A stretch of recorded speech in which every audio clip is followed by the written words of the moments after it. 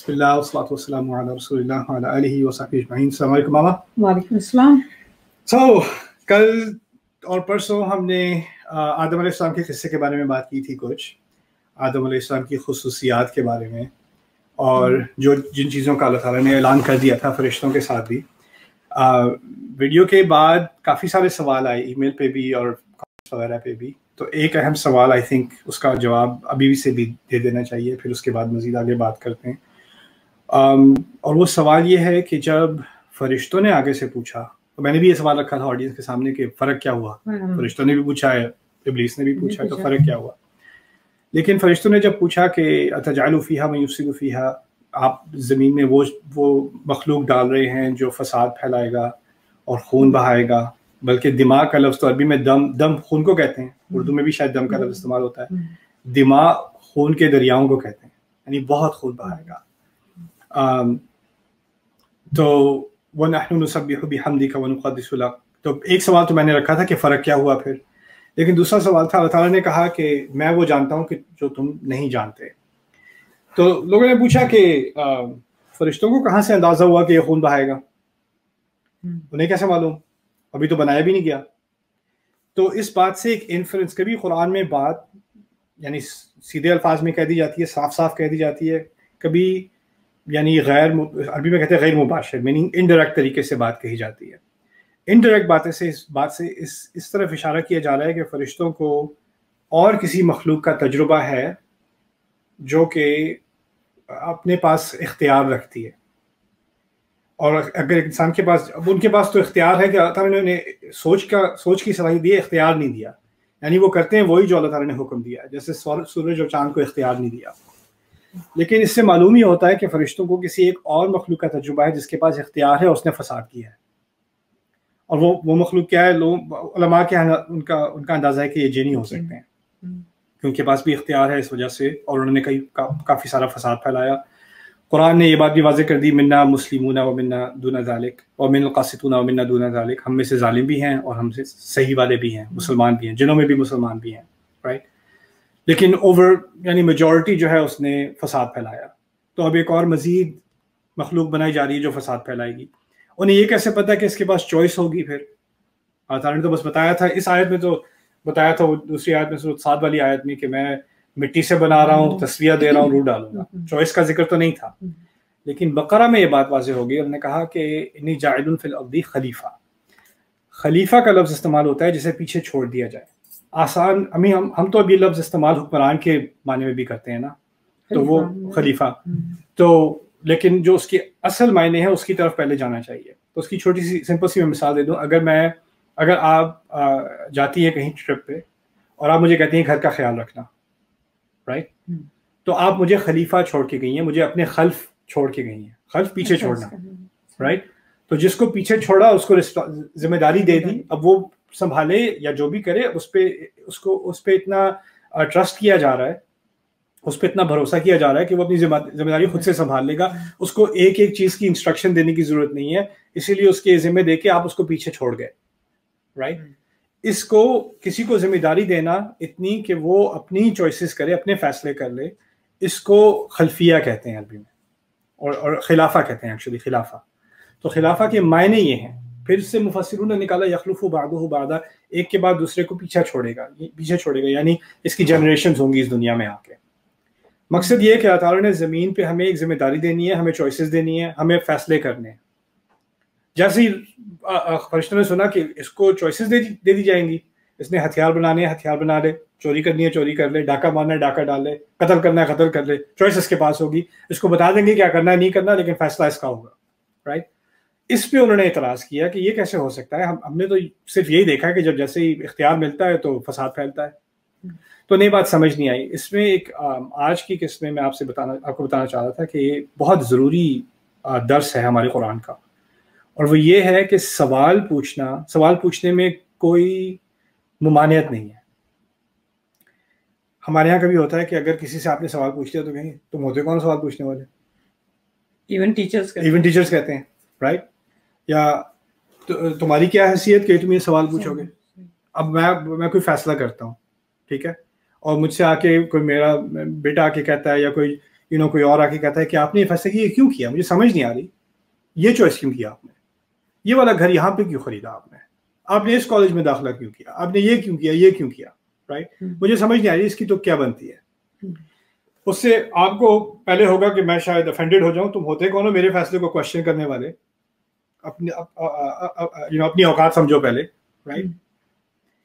اندازہ کریں کہ اللہ کا کیا مقام اور اس کے آگے تمام مخلوق کا کیا مقام، اور اللہ نے بات کر دی کہ میں نے یہ فیصلہ کیا ہے، میں زمین پہ خلیفہ ڈال رہا ہوں، اور فرشتوں سے زیادہ اللہ تعالیٰ کی تقدیس کو ماننے والا، ان کی بڑائی کو ماننے والا اور ہوگا کون.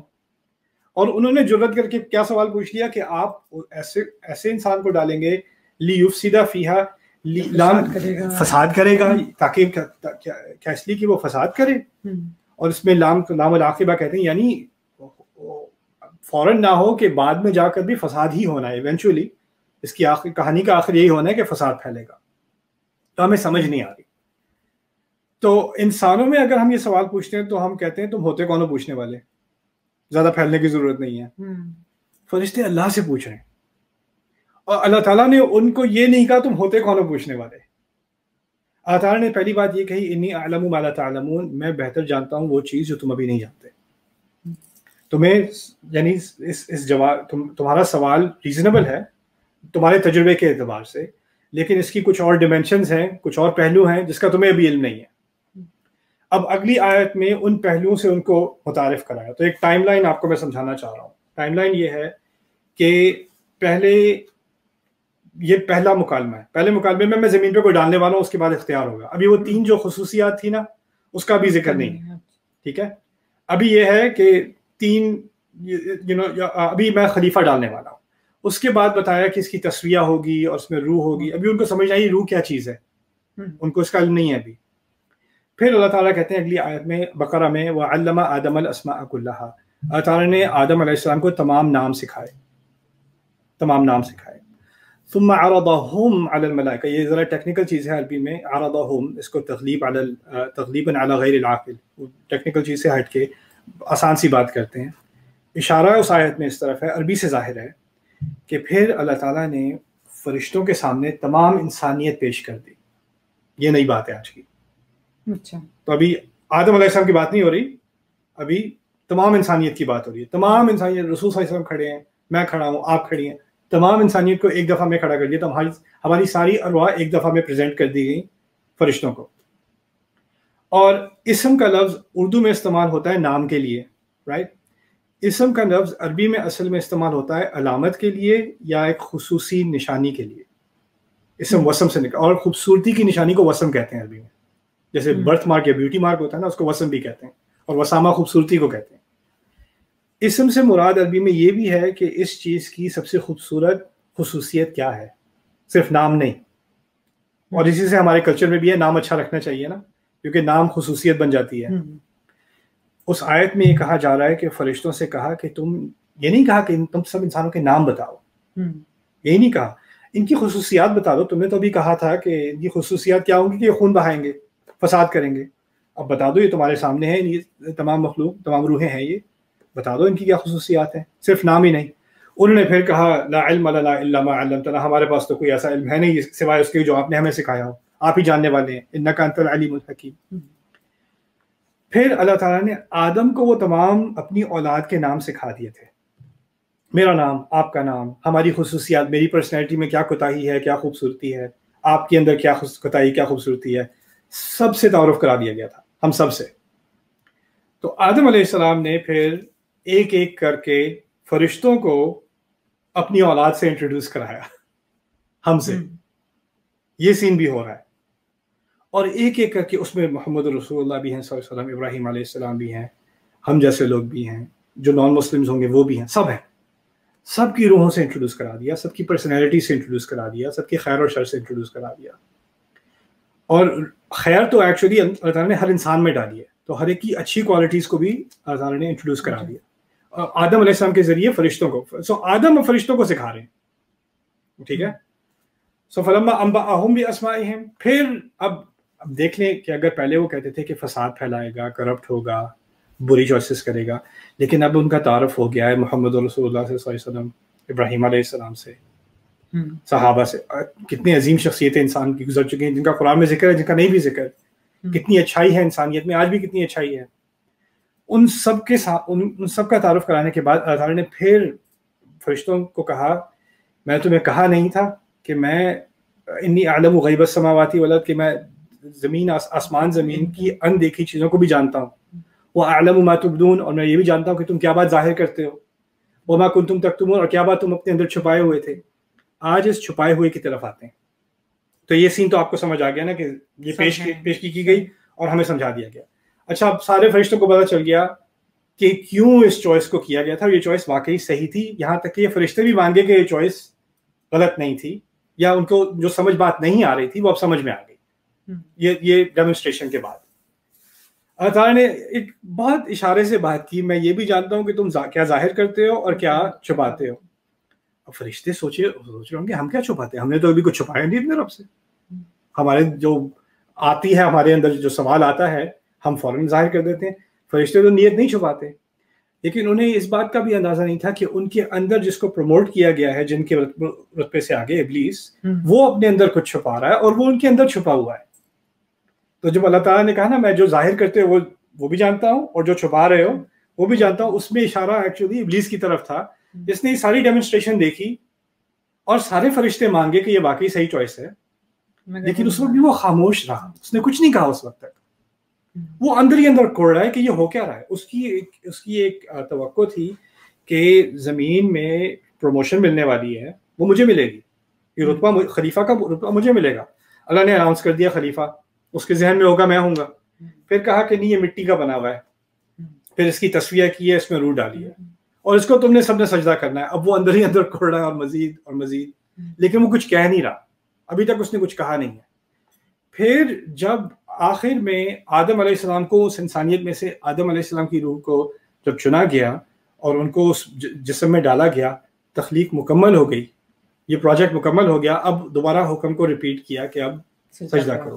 تو یہاں سے بات نکل رہی ہے ثم قلنا للملائکۃ اسجدوا لآدم فسجدوا الا ابلیس, پھر ہم نے فرشتوں سے کہا کہ آدم کو سجدہ کرو, تو تمام نے سجدہ کیا سوائے ابلیس کے. اب ابلیس نے اپنے اصل رنگ دکھایا, اس وقت تک نہیں دکھائے تھے.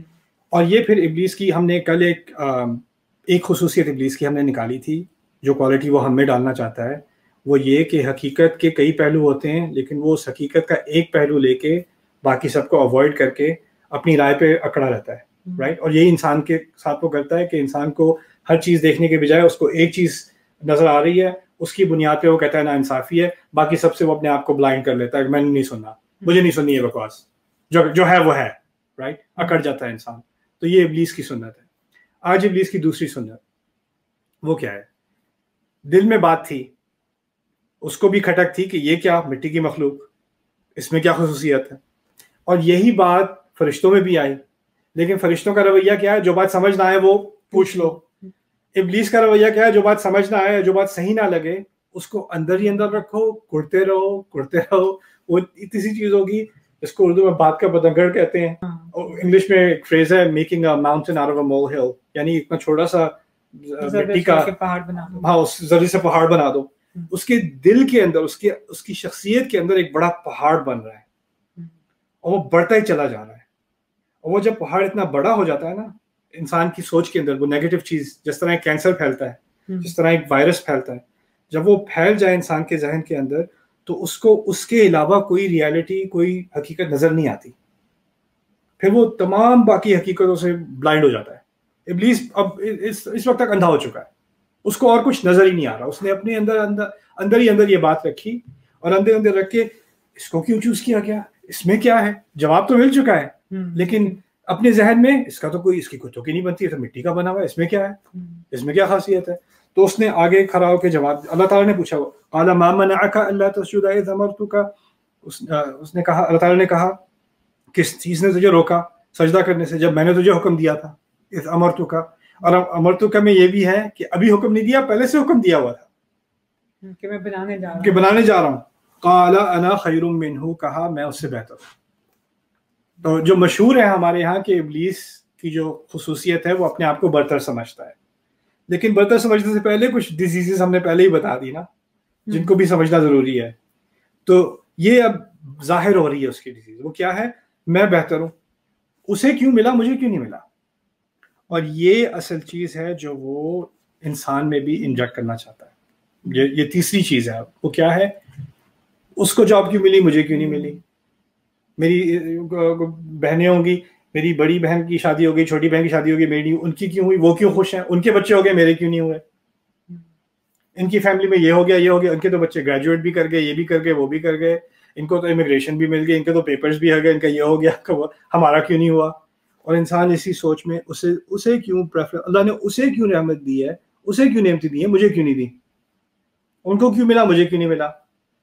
وہ تو ایسے ہیں ایسے ایسے، ان کو تو وہ تو مستحق ہی نہیں ہے، تو انہیں کیوں مل رہا ہے مجھے کیوں نہیں مل رہا. وہ کیوں ہنس رہے ہیں، وہ کیوں خوش ہیں. یہ جو چیز اس کے اندر ملی ہے اس پہ شاکر نہیں ہوتا نہ، اس کو جلن ہی ہوتی ہے، یہ نہیں کہ مجھے کیا ملا ہے، اس کو تکلیف ہی ہوتی ہے ابلیس کو کہ آدم کو کیوں مل رہا ہے. عجیب بات یہ ہے کہ اللہ تعالیٰ نے ابلیس سے کچھ چھینا ہی نہیں، اس کو تو اونچا مقام دیا ہوا تھا. یہاں تک کہ فرشتوں سے بات ہو رہی ہے اور جن کو بھی انکلوڈ کر دیا، اس کو ہائی کلاسیفائڈ کمپنی میں ڈال دیا. تو اس کا مقصد یہ ہے کہ اس کا جو رزق تھا، اس کو جو ملنا تھا وہ تو ملنا ہی تھا، لیکن اس نے اپنے رزق پہ فوکس کرنے کے بجائے اس کو تکلیف یہ ہو رہی ہے کسی اور کو کیوں مل رہا ہے. اور یہ اصل مرض ہے ابلیس کا. اور یہ جاتا ہے انسان میں یہ آ جائے تاکہ اس کو جو ملے، اور اس کے پاس جو دیکھیں لوگ کہتے ہیں میرے پاس اپرچونٹی نہیں ہے، میرے پاس موقع نہیں ہے، میرے پاس سہولتیں نہیں ہیں، میرے پاس وہ نعمتیں نہیں ہیں جو کسی اور کو دی گئی ہیں.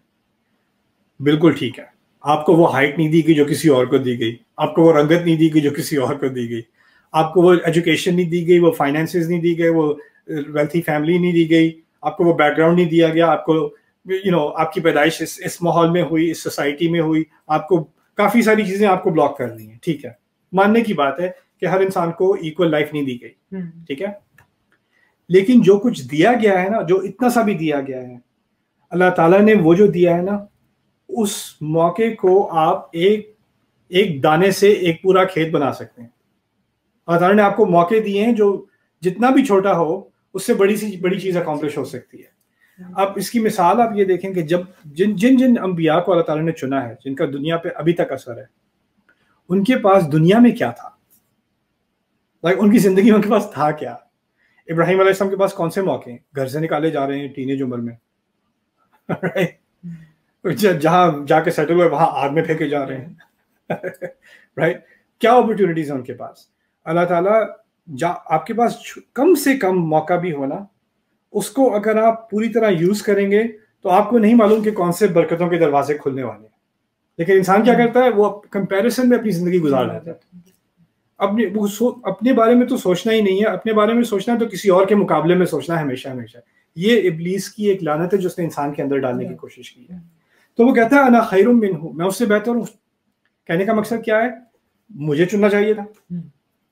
میں اور سجدہ کرنے کا مقصد کیا ہے، سجدہ نہ آدم علیہ السلام کی عبادت تھوڑی کروانی ہے. سجدے کا مقصد ہے کہ اللہ تعالیٰ نے ایک عظیم مخلوق بنائی ہے. اللہ تعالیٰ کی عظمت مانو کہ کیا عظیم چیز اللہ تعالیٰ نے بنائی ہے. جب یہ کہتا ہے کہ میں بہتر ہوں تو وہ کہنا یہ چاہ رہا ہے کہ اللہ تعالیٰ عظیم وہ ہو نہ ہو، میں اس سے زیادہ عظیم ہوں. اگر اس کی اتنی بڑائی ماننی چاہیے تو میں تو اس سے پہلے ڈیزرو کرتا ہوں، میری سینیورٹی بھی ہے. انا خیر منہ خلقتنی من نار وخلقتہ من طین، مجھے آپ نے آگ سے بنایا، اس کو تو بس مٹی سے بنایا ہے. اور یہاں بھی بڑی فلسفی بات ہے، لیکن اس بات پہ اتفاق کرتے ہیں کہ اس نے آدم علیہ السلام کی ڈیفینیشن دی ہے اب اپنی طرف سے. اس کی اپنی طرف سے آدم علیہ السلام کی ڈیفینیشن یہ ہے کہ یہ مٹی کا بنا ہوا ہے. میں نے بار بار یہ بات سب کے سامنے، آپ کے سامنے بھی رکھی تھی کہ ہم 3 چیزوں کے بنے ہیں، مٹی، بیلنس اور روح. 3 چیزیں ہمارے اندر. ابلیس کیا چاہتا ہے کہ ہمیں دیکھا جائے کس نظر سے، صرف مٹی سے. مٹی سے مراد کیا ہے، ہماری ایک جانور ایگزسٹنس ہے، جانور مٹی کے بنے ہوتے ہیں. وہ اب اس کا یہ اس کے دماغ میں ہماری حیثیت اس سے زیادہ ہو ہی نہیں سکتی. اب اس کا مقصد یہ بن گیا، یہ مقاصد ہیں سارے ابلیس کے، جو فیلنگ اس کو آتی ہے وہ ہم میں ڈالنا چاہتا ہے، رائٹ. اندر ہی اندر کوڑتا ہے، وہ چاہتا ہے ہم بھی اندر ہی اندر کوڑیں. اس کے دماغ میں کسی کے خلاف ہے، کچھ کہنا چاہیے، نہیں کہے گا، اندر ہی رکھے گا. پھر جب کسی کی بہتری ہوگی اس کو برا لگے گا, وہ چاہتا ہے ہمیں برا لگے کسی کے ساتھ کوئی اچھا ہو رہا ہے. ہمارے کلچرز میں کیا ہو گیا ہے اب کہ اگر کوئی کامیاب ہونے لگے فیملی میں, محلے میں, ملک میں, کوئی کسی بھی کامیابی پہ پہنچے, گریجویٹ ہو جائے, کسی کی پروموشن ہو جائے, کسی کے کوئی کامیابی آ جائے, تو فوراً تنقید شروع, برائیاں برائیاں برائیاں برائیاں, اور جیسے ہی وہ گرے گا, ناکام ہوگا, پھر اس کی اچھائیاں, پھر ٹھیک ہے, اب وہ برابر ہو گئے. دیکھیے ماما, یہ ہوتا ہے نا لائف میں کہ آپ کے پاس دو طریقے ہیں لائف میں ایڈوانس کرنے کے. ایک ہے کہ میں یہاں نیچے ہوں, مجھے محنت کر کے وقت لگا کے اپنی کوتاہیوں کو دیکھ کے ان کو امپروو کرتے کرتے میں بہتری کی طرف آتا ہوں. ٹھیک ہے, اچھا اب میں بہتری کی طرف بڑھ رہا ہوں تو میرا فوکس اپنے اوپر ہے.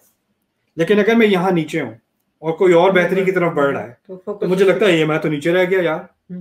اب میرے پاس دو آپشنز ہیں, یا تو میں بھی محنت کروں اور آگے بڑھوں, یا اگر میں نے محنت نہیں کرنی تو میں اپنے کامنٹس کے ذریعے اور اپنے تانوں کے ذریعے اور اپنی جیلسی کے ذریعے اس کو کھینچ کے کسی طرح نیچے لے آؤں, پھر میں دوبارہ برابر لگوں گا, پھر مجھے کمتری کا احساس نہیں ہوگا. رائٹ, تو یہی انسان کی ایک فلسفہ بن جاتا ہے ابلیس کی طرح, کسی طرح اس کو نیچے کھینچ دو. اور مجھے کچھ کرنے کی ضرورت نہیں ہے اپنے آپ کو امپروو کرنے میں, اس کو اپنی اندر کوئی کوتاہی نظر ہی نہیں آتی. میرے دل میں خیال تھا, میں نے کہا نہیں, پہلے نہیں, یہ نہیں کہا, اور پھر بھڑک اٹھا نا, تو اللہ پہ پہلے سے الزام لگا دیا مجھے تو آگ سے بنایا ہے. اس میں کچھ علماء نے اشارہ یہ بھی نکالا ہے کہ آگ سے بنا ہوا, اس کا مطلب غصہ تو ہے میرے اندر, میں کہوں گا آپ ہی نے تو ڈالا ہے غصہ, میں نے تھوڑی کیا ہے. یہ کیا مٹی کی چیز بنا کے میرے سامنے رکھ دی, خلقتہ من طین. تو یہ چیزیں ابلیس کے بارے میں سمجھنے کی ضرورت ہے. کیوں؟ کیونکہ یہ تمام خصوصیات ابلیس کی وہ چاہتا ہے کہ ہمارے اندر آ جائیں, کہ ہم جسٹیفائی کریں اپنے آپ کو. آخری چیز آج کے لیے, کیونکہ آج لمبا ہو گیا, لیکن میں چاہتا ہوں کہ ایک آخری چیز ابلیس کے بارے میں, پھر آگے چلیں گے. اور یہ سارا, میں ابھی سوال کو نہیں بھولا, یہ سارا مقصد اسی سوال کا جواب ہے جو پہلے پوچھا گیا ہے. ٹھیک ہے, یہ سین جو ابھی ابلیس نے ریفیوزل کیا سجدے کا, اور آدم علیہ السلام وہاں کھڑے ہیں شوق میں کہ یہ ہو کیا رہا ہے میرے ساتھ, ان کی تمام اولاد بھی دیکھ رہی ہے, ہم بھی دیکھ رہے ہیں, اور ہم بھی دیکھ رہے ہیں کہ ابلیس نے ہم روح ہیں اس وقت, ایک ہی جسم جو ہے وہ مٹی کا بنا ہوا اس وقت تک وہ آدم کا ہے, اس کو انہوں نے مٹی کا کہا. ابلیس اب ہمیں کنونس کرے گا اس دنیا میں کہ تمہاری تو روح نام کی کوئی چیز ہے ہی نہیں, جو انگلش میں کہتے ہیں یو اونلی لیو ونس, یعنی اس جسم کے لیے اس کو کھلاؤ پلاؤ, اس کو خوبصورت کرو, اس کے مزے کرو, یہی تمہاری زندگی ہے. اور وہ کیوں؟ اور جب انسان اس کو ایکسیپٹ کر لے گا تو اس نے ابلیس کی ڈیفینیشن ایکسیپٹ کر لی کہ میں بنا ہی مٹی کا ہوں, میری اس سے آگے کوئی حیثیت ہے ہی نہیں. تو یہ جو مٹیریلسٹ فلسفہ ہے, یا جو ایک طرح سے اسپرچویلٹی کے خلاف ہے, کہ یہ روح اور روحانیت اور یہ کیا چیزیں ہیں یار, یہ چیزیں تمہیں پیچھے لے کے جاتی ہیں. رائٹ, تو یہ تمام فلسفہ جس میں ہم اپنے آپ کو بس ایک ایڈوانس قسم کا, ایوالو قسم کا جانور سمجھتے ہیں, اس سے زیادہ کچھ نہیں ہے. یہ اصل میں ابلیس کا پہلا حملہ تھا ہمارے اوپر. انا خیر منہ خلقتنی من نار وخلقتہ من طین. اور پھر امام راضی نے ایک مزے کی بات کی تھی, میرا خیال ہے امام راضی نے, میں ڈبل چیک کروں گا بعد میں جا کے, وہ کہتے ہیں کہ مٹی اور آگ کا عجیب رشتہ ہے کہ جب آگ بڑھتی ہے تو اس پہ مٹی ڈالو تو آگ ختم ہو جاتی ہے. یعنی تین کے اندر ہی ابلیس کو کانکر کرنے کا عنصر تھا شروع سے ہی. اصل میں مٹی کی ایک طاقت یہ ہے, اور مٹی میں اگر آگ لگاؤ زیادہ تو مٹی پک جاتی ہے, اور اس کو کنسٹرکشن کے لیے بھی استعمال کر سکتے ہیں. یعنی آگ سے مٹی برباد ہونے کے بجائے آگ سے مٹی اور پکی ہو جاتی ہے, اس کو وہ برباد نہیں کر سکتی. وہ جتنا بھی ابلیس حملے کر لے, اگر مٹی کا صحیح استعمال کیا جائے تو وہ برباد نہیں ہوتی بلکہ اور استعمال میں آ جاتی ہے. رائٹ, تو یہ ہماری اس کی جو دشمنی ہے اس کی طرف بھی ایک بڑا خوبصورت اشارہ ہے ان الفاظ میں. اچھا, اس کے بعد تھوڑی اور بات ہوگی. فرشتوں کے بارے میں بھی کچھ بات کر لی, ایک دو چیزیں رہ گئی ہیں جو بہت اہم ہے, پھر اس کے بعد آگے کہانی قصے میں چلیں گے انشاءاللہ. سورۃ الاعراف کے کچھ بات رہ گئی, سمجھ نہ آئی ہو تو پوچھ لیں. ایسی بھی کوئی بات نہیں, مگر بس ایسی کوئی بات نہیں ہے, سمجھ میں آ گئی. ویسے ماں آپ کے بڑے فین بن گئے. تم نے بنا دیا ہے. پہلا فین تو میں ہوں ماں. That's my mom, she's the best. اچھا, آپ تھوڑا سا اٹھی پچھلے دن تو کہتے ہم نے دیکھ لیا, تو اب آپ نہ اٹھنا, میں ذرا براڈ کاسٹ بند کر دوں, پھر اس کے بعد پھر میں جب کہوں گا گرین لائٹ کروں گا تو پھر آپ ہٹنا. اوکے, بارک اللہ لی و لکم. السلام علیکم ورحمۃ اللہ.